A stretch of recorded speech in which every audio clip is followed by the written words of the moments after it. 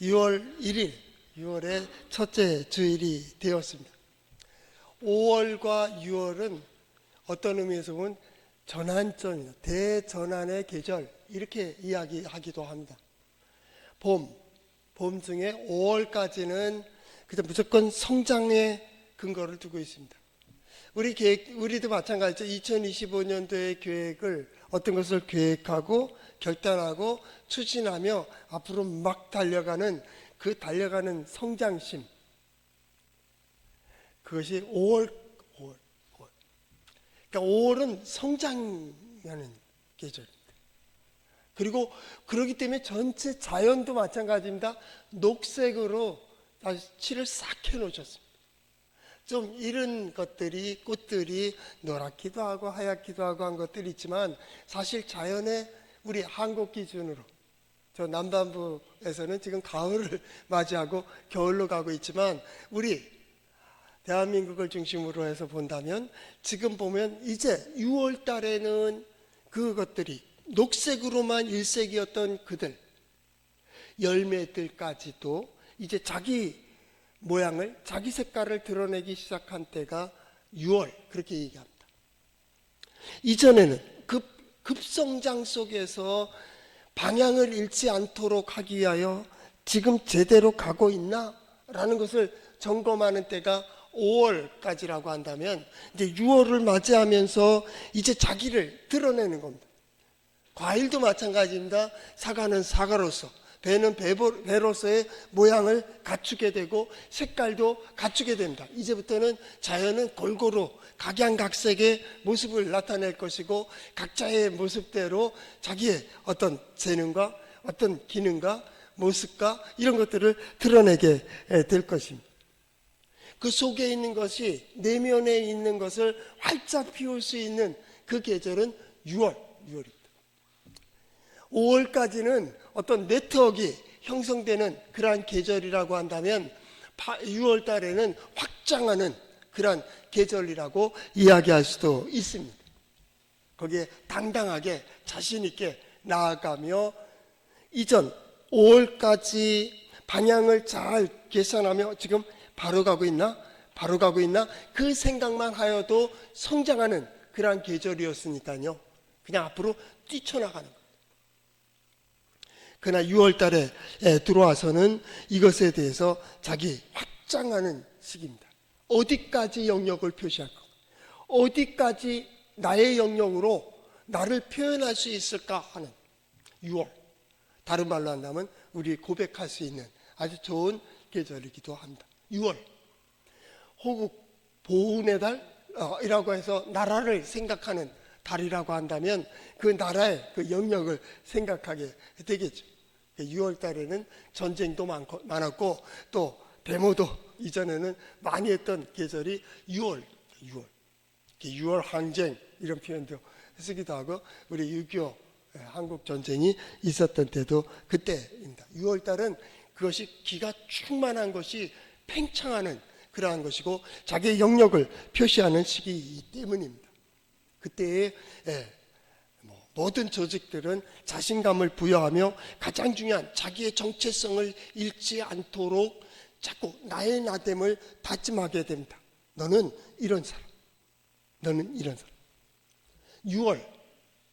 6월의 주제가 뭘까? 우리 교회 주보 나와있듯이 우리는 믿음으로 이깁니다 라는 겁니다. 우리 동해제일장로교회 6월의 주제는 우리는 믿음으로 이깁니다. 믿음으로 이긴다라고 하는 그 첫째는 정체성입니다. 어디에 가든지 나는 믿음의 사람으로 산다는 겁니다. 무엇을 하든지 믿음으로 생각하고 믿음으로 결단하고 믿음으로 추진하는, 우리는 믿음으로 이겨갈 겁니다. 믿음으로라고 하는 것은 매 순간 모든 상황 속에 하나님을 의지하는 자입니다. 우리는 하나님을 신뢰하고 하나님을 믿고 하나님께 맡기고, 하나님께서 나를 감동시켜 주시는 대로, 보여주시는 대로 나아가는 6월. 이 땅의 나라를 생각한다면 동시에 믿음의 사람은 하나님의 나라를 생각하는 겁니다. 모든 걸 통치하시는 하나님, 모든 것 속에 역사하시는 하나님, 가장 중요한 나의 삶 속에, 우리의 가정에 하나님의 능력과 지혜가 역사되기를 소망하며 그것을 반드시 보는 우리 성도들 될 수 있기를 축복합니다. 그 길이 어디에 있어요? 성경에 있습니다. 한번 따라해 볼까요? 하나님의 말씀인 성경은 나의 신앙이요 나의 고백입니다. 주여 내게 무슨 말씀을 하려 하시나이까? 내게 무슨 말씀을 하시든지 그대로 하리이다. 그대로 해서 여러분들의 삶이 하나님의 구원의 역사를 보는 신앙의 승리의 삶이 될 수 있기를 축복합니다. 오늘 성경 말씀이 본문이 끊어진 듯 이렇게 보이죠?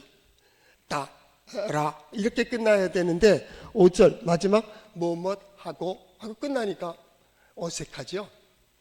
제 성경에는 6장 1절에서부터 10절 그리고 가로치고 1절에서 5절 중심 이렇게 되어 있습니다. 그래서 본문이 어느 쪽에 됐든 마찬가지입니다.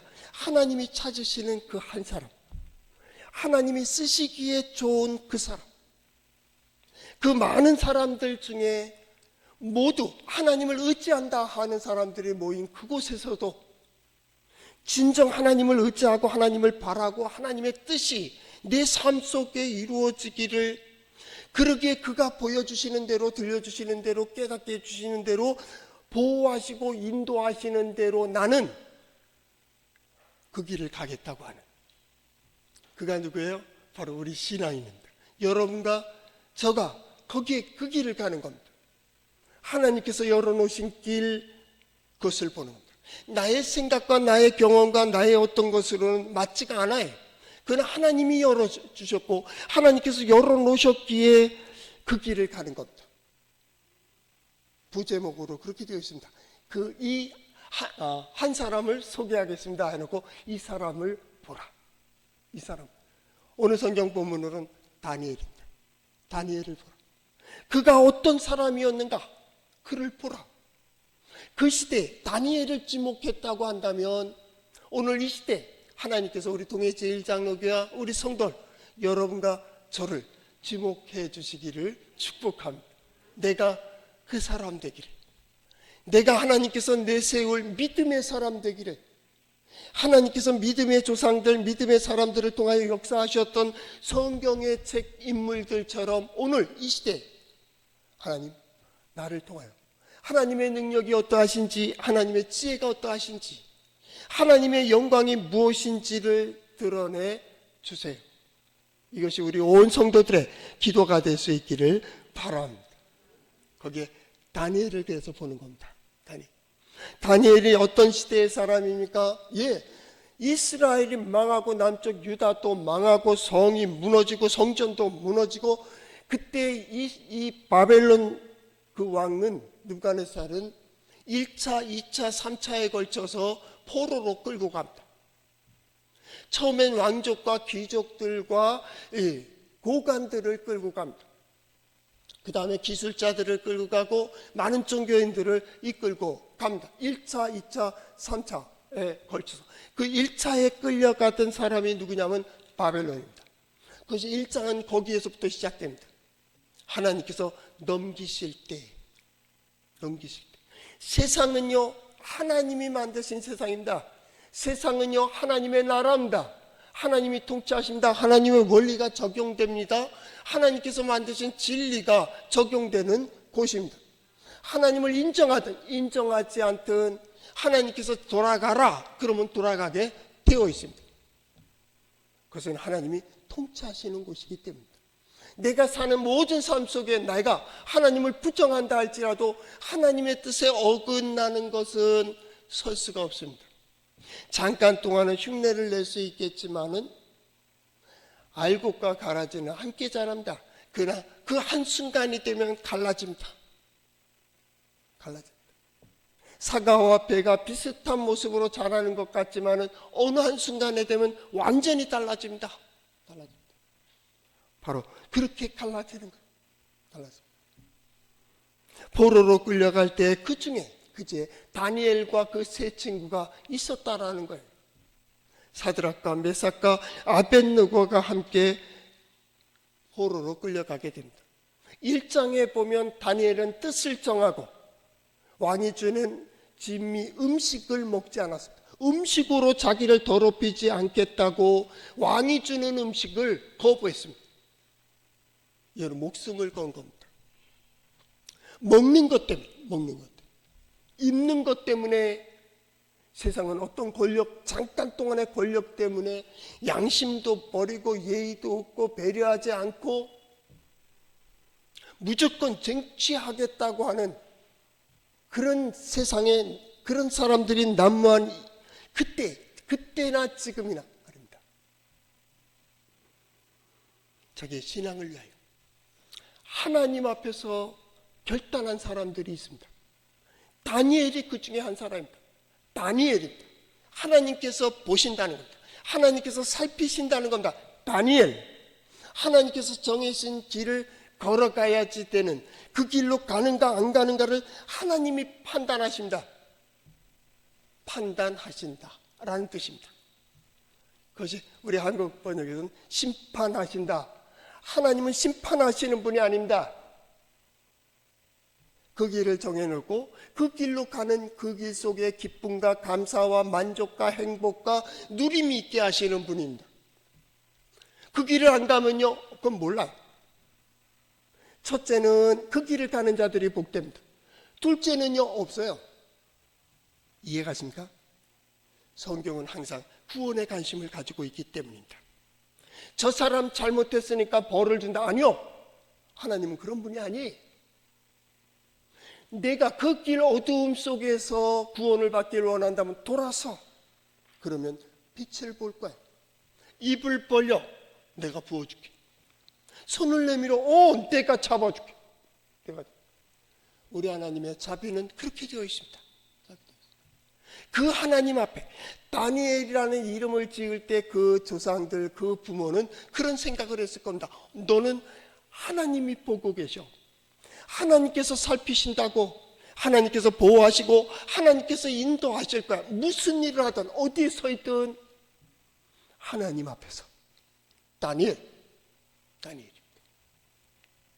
그는 그 사상 그 마음으로 살았던 것 같습니다. 그러니 1장에서도 음식을 거부하고 하나님이 살아계시다는 확신, 전혀 의심 없습니다. 그 관리에게 말합니다. 나중에 결과로 보세요.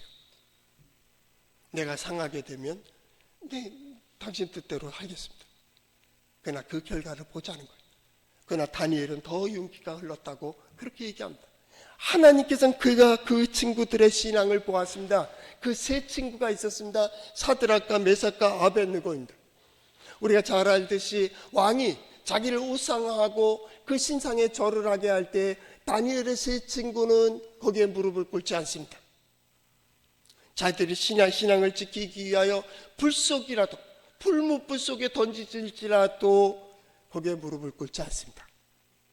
한 번 무릎 꿇으면 되는데, 한 번 눈을 감으면 되는데, 신앙인은 그럴 수 없습니다. 왜냐하면 하나님이 보고 계시기 때문입니다. 하나님이 알고 계십니다. 하나님이 듣고 계시고 하나님이 살피고 계시기 때문에 구약성경에 보면 요셉이라고 하는 사람이 나옵니다. 요셉이 포로로 노예로 끌려가서 보디발 장군의 집에서 종노릇하고 감옥에까지 갇히게 됩니다. 나중에 왕 앞에 총리가 됩니다. 그 과정이 드라마틱하면서도 그 마지막 왕 앞에 설 때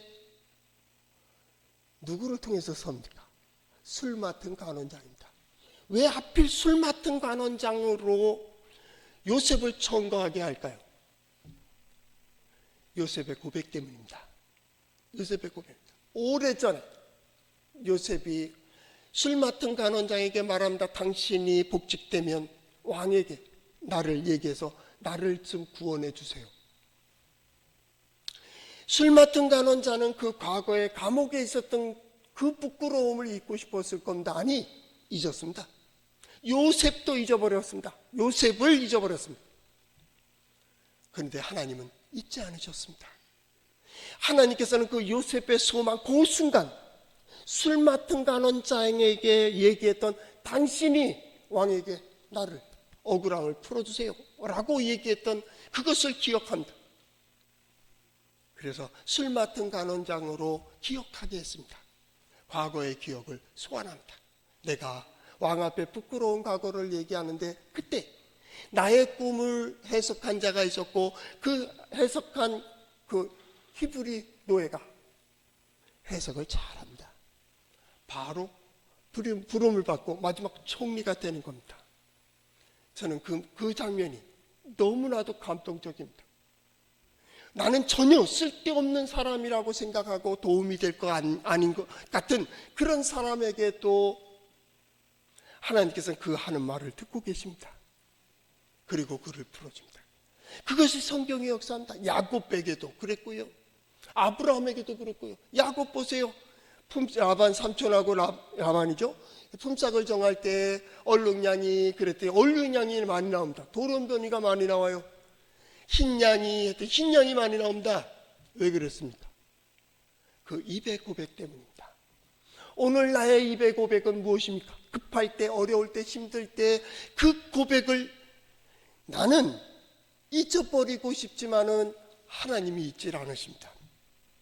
나는 허공에 대고 얘기한 것 같지만은 하나님은 그것을 기억하고 계십니다. 그리고 그 구원의 날에 그 믿음의 사람의 고백대로 그 길을 열어준다. 나는 이런 기적을 우리 성도들이 경험하기를 축복합니다. 바로 그겁니다. 그렇게 들어주는 겁니다. 하나님의 역사에 대해서 나를 보고 계시는 하나님. 그래서 하나님께서는 그들에게 지혜와 명철을 주시고 학식을 주셨으며 다니엘에게는 계시와 환상을 깨닫는 지혜를 더 줍니다. 느부갓네살이 꿈을 꿨습니다. 그 꿈이 여사롭지가 않습니다. 그래서 그에게 말합니다. 당신이 나중에는 들짐승같이 그렇게 지낼 거예요. 당신의 교만과 당신의 방탕함이 거기에 하늘을 찌르고 있기 때문이요 라고 얘기합니다. 그러고서 한 가지 얘기한다. 그러나 살 길이 있다는 겁니다. 그것이 뭡니까? 공의와 긍휼을 베푸세요. 공의와 긍휼을 베푸세요. 그러면 당신의 날이 길어질 겁니다. 길어질 겁니다. 공의와 긍휼, 이 길은 하나님의 속성입니다. 구원의 두 속성을 얘기한다면 저는 공의와 긍휼, 자비입니다. 하나님은 자비라고 표현해서 긍휼입니다. 불쌍히 여깁니다. 십자가, 이거는 공의와 자비가 완전히 하나 되는 그러한 모양, 그겁니다. 죄의 삭은 사망입니다.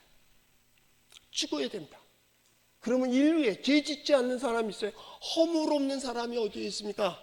십자가는 그것을 만족시킵니다.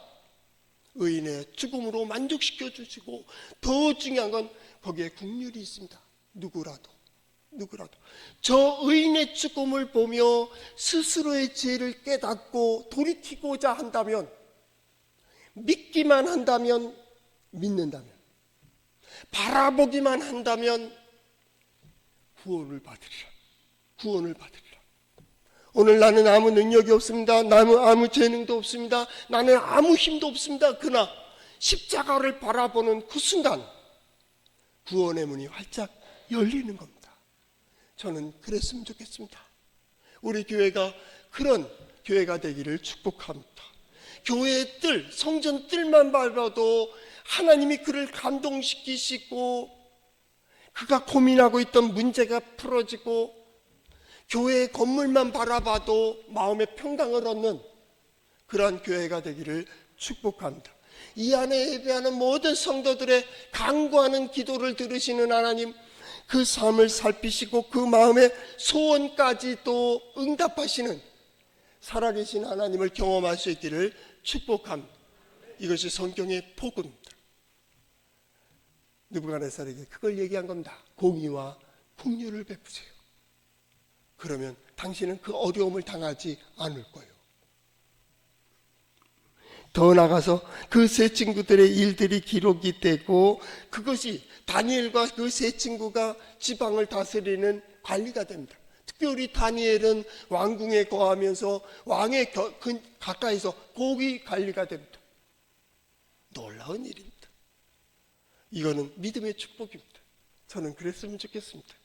요셉만이 아니라 다니엘만이 아니라 다니엘과 세 친구만이 아니라 그들이 그 시대에 하나님의 영광을 그렇게 드러내고 하나님의 은혜를 받았다면 이 시대에 우리 성도들과 성도들의 가족들이 자녀손들이 이런 놀라운 은혜와 복을 이룰 수 있기를 축복합니다. 바로 다니엘을 통한 복입니다. 그런데 정권이 바뀝니다. 바벨론이요 망한다. 망하고 그 다음에 메데바사라고 하는 동맹국이 바벨론을 무찌르게 됩니다. 메데에는 다리오 왕이 있었습니다. 바사에는 고레스 왕 2세가 있었습니다. 고레스 2세 왕, 고레스 왕이 있었습니다. 둘이 동맹을 맺고 바벨론을 무너뜨린 겁니다. 쉽게 무너졌습니다. 초대 왕은 다리오가 됐습니다. 메데 출신의 왕입니다. 그리고 2년을 통치한 후에 고레스가 이제 왕으로 등극하게 됩니다. 새로운 세상이 열리는 겁니다. 고레스는 다리오가 그 왕으로 되었을 때 고고학자들이나 성서학자들의 말에 의하면 전복 전쟁을 계속했습니다. 영토를 아주 넓혔습니다. 넓혀놓고 그 다음에 다시 후 2대 왕이죠. 왕이 되어지는 그러한 모습입니다. 다리오 왕 때입니다. 오늘 6장에는 다니엘이 사자굴에 들어가는, 거기서 구원받는 그런 역사가 기록이 되어 있습니다. 이 6장을 기록하는 그 2년의 기간입니다. 2년. 그 기간 동안 통치하는 왕이 급하게 총리를 세우고 지방 관리들을 세우고 그리고 그들로 모든 것을 맡기게 됩니다. 총리 중에는 또 총리가 셋이 있었는데 그 중에 하나 다니엘이 지혜롭고 오늘 성경 말씀에 그대로입니다. 3절에 나오듯이 다니엘은 마음이 민첩하여 총리와 고관들 위해 뛰어남으로 마음이 민첩했다는 겁니다. 지난 성경 말씀으로 예를 든다면 지혜롭고 총명하며 학식이 있었고 계시와 꿈을 깨닫는 지혜가 있었습니다. 징조를 알게 되고 시대의 흐름을 알고 있는 자가 누구냐면 다니엘. 그래서 그에게 모든 걸 맡기고자 했던 것 같습니다. 그런데 거기에 대한 시기심이 발동하게 됐다, 이런 얘기입니다. 그래서 사자굴에까지 들어가게 됐다. 그러나 다니엘이 이 수석 총리가 될 그런 물망에 오를 수 있는 가장 중요한 것은 그가 충성되었다라는 겁니다. 어디를 보든지 아무 근거나 아무 허물을 찾지 못하였으니 이는 그가 충성되어 아무 그릇됨도 없고 아무 허물도 없었다라는 겁니다. 믿음의 사람, 매 순간마다 어느 상황에서든지 누구 앞에요? 하나님 앞에 사는 자입니다. 하나님이 보고 계십니다. 하나님이 나를 부르시고 하나님이 나를 세우시고 하나님께서 인도하시고 내가 하나님 앞에 신앙 고백을 하고 있다면 세상이 뭐라 하든 그건 중요한 게 아니요. 우리는 하나님입니다. 하나님. 그 하나님 앞에 나는 오늘 최선을 다하는 것뿐이에요. 때로는 약하고 부족하기 때문에 쓰러질 때도 있고 넘어질 때도 있고 실수할 때도 있고 잘못할 때도 있다 할지라도 심지어는 죄를 짓는 그 모습이 있다 할지라도 세상은 죄가 아닌데 우리는 죄라고 얘기하는 있을 수 있죠. 하나님이 보시기. 그러나 죄인일지라도 십자가 예수 그리스도 하나님의 구원은 큰 공의와 자비를 가지고 있습니다. 바라보기만 한다면, 그를 의지하기만 한다면, 그에게 손을 내밀 수만 있다면, 그에게 고백할 수만 있다면 하나님은 충분히 구원하실 수 있는 분이십니다. 오늘 가장 중요한 겁니다. 6월 모든 것들이 확장되어지고 부딪히고 있는 이때에 가장 중요한 건 이 시대가 지금 어디로 흘러가고 있는가를 잘 보셔야 됩니다. 유다가 그랬던 것처럼 이스라엘이 그랬던 것처럼 나라도 망할 수 있습니다.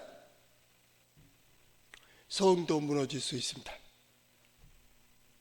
성전도 교회도 무너질 수 있습니다. 그러나 하나님은 변함이 없습니다.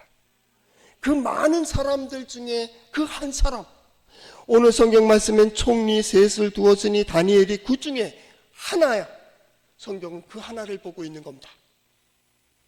마찬가지로 이 시대에 많은 사람들이 있지만 하나님은 바로 여러분, 우리, 나 보고 계시다고.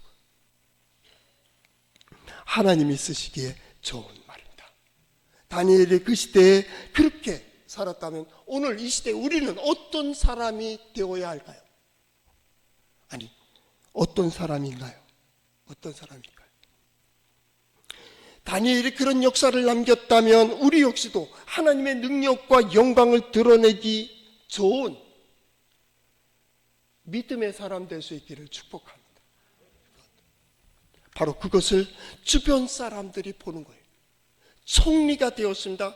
총리 셋 중에 수석 총리로 그에게 모든 걸 맡기려고 합니다. 왜? 이유는 여기 나와 있어요. 민첩하고 뛰어났다.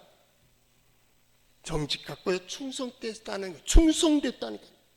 거짓이 난무하고 이전의 관료들을 거의 등용할 수밖에 없는 제국 아닙니까? 작은 공동체가 아니에요. 그 중동에 고대 근동을 다스리는 거예요. 그걸 여기서부터 저기까지 다 가를 수 있겠습니까? 익숙한 자들로 거의 남겨둡니다. 그때 그 모든 걸 믿고 맡길 수 있는 사람이 누구요? 다리오에게는 보니까 다니엘이었어요. 그렇게 세워지는 겁니다. 사람들이 그것을 보게 됩니다. 그래서 그것 속에서 그들을 고발할 흠을 잡는 겁니다. 수석 총리가 되지 못하도록 허물을 찾는데 4절, 아무 허물도 못 찾고 아무 근거도 못 찾고 그가 오히려 충성되고 진실했습니다. 그의 그릇됨도 못 찾았습니다. 그런데 계속 왕의 눈에 듭니다. 얼마나 놀라운 일입니까?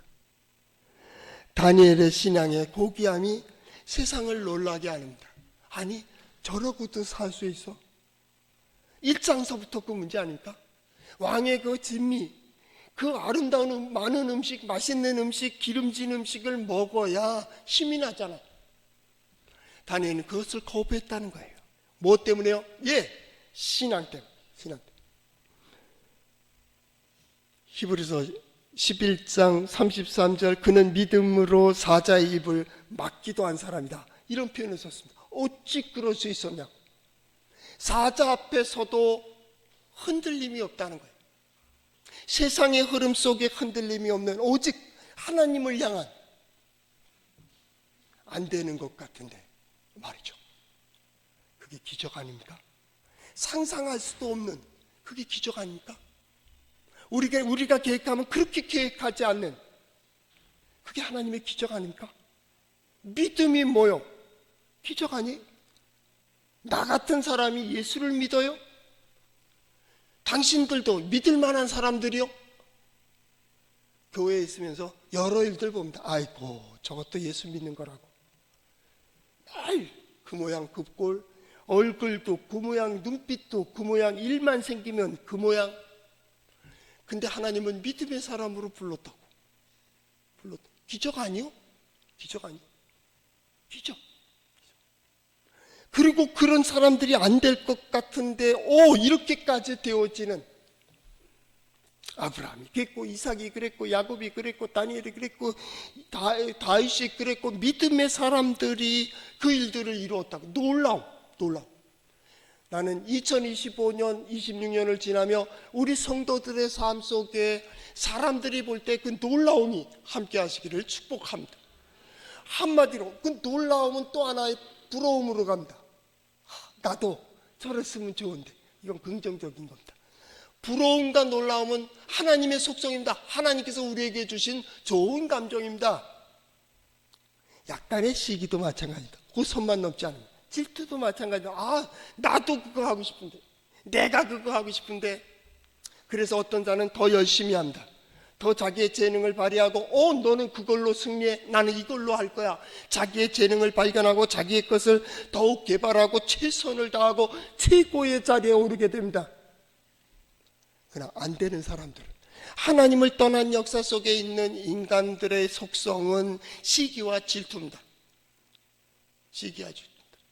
시기와 질투는 화가 나고 분노하게 되며 분을 품으면 기가 마르게 되고 뼈가 마르게 된다고 합니다. 화를 내고 분을 내는 것은 먼저 자기 마음에 상처를 준다. 그래서 그것이 분노로 발생될 때는 이미 자기의 인격은 완전히 파괴되는 겁니다. 밤새고 생각하며 자기의 영혼을 깎아먹고 있는 겁니다. 깎아먹고. 성경은 분내지 마라, 화내지 마라. 너 원수 갖는 걸 하나님께 맡겨라. 그리고 너는 평안하라. 내가 돌봐줄게. 은밀한 데 보시는 하나님, 왜 그렇습니까? 그 먼저 상처받지 말라고. 그가 건강해야 되니까 말이죠. 하나님께 맡기세요. 시기심은 바로 성내고 미워하는 겁니다. 미안합니다. 거기에 함정에 스스로 빠지는 겁니다. 그는 분노하고 때로는 속상하고 내일 보기만 하자, 보기만 해. 이렇게 했고 아침에 딱 가는데 그 얼굴은 화납니다. 나는 얼굴이 죽어 있습니다. 아침밥 음식도 없어서 밥도 못 먹었습니다. 잠도 못 잤습니다. 세수하는 둥 마는 둥 그하고 한번 대판 싸우려고 가봤더니 그는 아무 색이 없습니다. 더 속상합니다. 이 영혼이 어떻게 되겠습니까? 뭐라고 한마디 하니까 미안해, 됐어, 끝. 가. 왜요? 세상의 소리에 귀를 기울일 시간이 없습니다. 하나님의 말씀 듣기도 바쁘고 하나님의 뜻을 깨닫기도 우리는 귀중합니다. 거기에 다른 자리를 내어줄 수가 없습니다. 에너지버스라는 책이 있잖아요. 나의 에너지버스에는 그저 하나님의 말씀입니다. 하나님의 뜻입니다. 하나님의 역사 담기도 바쁩니다. 하나님의 사람들 담기도 바쁩니다. 좋은 사람들 받기 위해 분주합니다. 다니엘, 그 세 친구가 좋은 친구들 아닙니까? 끼리끼리 모입니다. 여러분이 인생을 걸어가다가 자꾸 부딪히고 깨지고 망가질 때 자기 인생이 객관적으로 보이지 않는다면 먼저 여러분의 친구, 주변에 있는 사람들을 보세요. 똑같은 동료입니다. 항상 보는 사람들, 항상 보는 것, 항상 말하는 그것이 그 인생을 만들어냅니다. 여러분, 누굴 많이 봅니까? 무엇을 많이 합니까? 긍정적인 사람은 그걸 보면 나도 하나님을 섬겨야겠다, 하나님을 의지하는 자 되겠다, 하나님의 뜻대로 살겠다, 진리대로 살겠다, 그렇게 생각을 하지만 하나님을 떠난 역사 속에 있는 인간은 그렇게 안 합니다. 시기와 질투로 자기를 불태워버립니다. 어떻게 서로 흠을 잡으려고 하고 핑계대고 변명하며 저것이 없으면 자기가 잘 될 걸 줄 알고, 절대 안 그렇습니다. 없다고 되는 게 아닙니다. 이웃집 가게가 장사 잘 되니까 내 장사가 안 되는 게 아니에요. 내 거에 문제가 있는 거예요. 이게 문제거든요. 이것의 해결점은 한 가지입니다. 다니엘을 보면 압니다. 그들이 그렇게 합니다. 다니엘을 한번 보십시오. 다니엘이나 그 세 친구들이 주변에서 그럴 때 그들을 원망하거나 불평하거나 대립하거나 싸우거나 그런 변명하지 않습니다. 거기에 대한 내용이 없습니다. 요셉도 마찬가지였습니다. 요셉도 원망하고 불평하고 그런 것은 없습니다. 단지 이게 아니잖아, 아니야 라는 그 해석만 있을 뿐이지 당신들에 대해서 분노하거나 원망하지 않습니다. 분노와 원망을 가졌다면 이후에 형들을 보았을 때 보복했어야 됩니다. 안 합니다. 믿음의 사람의 특징입니다. 성령에 충만한 사람의 특징입니다. 다니엘의 반응은 없습니다. 다니엘의 반응은요, 그래도 묵묵히 자기의 길을 갑니다. 다음 주에 보게 되겠지만 그는 예루살렘을 향하여 문을 열어놓고 하루에 3번씩 그 습관을 따라 기도하게 됩니다. 하나님을 향한 나의 마음은 변함이 없습니다. 하나님이 변함이 없기 때문에 그는 하나님만을 바라보는 겁니다. 그리고 그 길을 걸어갑니다. 그리고 서야 될 자리에 서며 해야 될 일을 감당합니다. 어찌 하나님께서 그를 쓰시지 않겠습니까? 하나님이 살아계시다는데. 오늘 성경 말씀을 보세요. 그래서 그들이 그러한 흠을 잡지만은 다니엘은 여전합니다. 여전합니다. 나는 이 시대의 성도들이 그랬으면 좋겠습니다. 세상이 여러 가지 일들이 있고 혼란한 일들도 있고 얼마 전서부터의 놀라운 일들, 자연재해라든지 사람들과의 문제든지 국가의 문제든지 이제 중간 정도 왔으니 곧 해결될 거요. 다리오가 2년입니다. 이들이 율법의 흠을 잡고자 한 것은 뭐였느냐 하면 다리오 왕을 우상화하는 겁니다. 그래서 다리오 외에는 다른 데다 소원을 빌지 말라고 명령을 내립니다. 많은 사람 거기가 거기다 그대로 지켰을 거예요. 다니엘의 세 친구들이 풀무불 속에 들어갈 때 많은 사람들이 그 신상에 무릎을 꿇었을 것입니다. 그러나 다니엘은 그러지 않았습니다. 그 시간은 지나간다. 시간은 지나간다. 이것도 지나간다. 그러나 그날에 첫째는 하나님은 변함이 없다. 하나님이 나를 아시고요. 두 번째, 우리 입장에서는 그날에 할 말이 있게 하라. 그때 아빠는, 그때 엄마는, 그때 당신은 뭘 했어? 라고 묻는다면 우리는 한마디, 하나님께서 나를 이렇게 쓰셨노라고 고백하는 우리 성도들 될 수 있기를 축복합니다.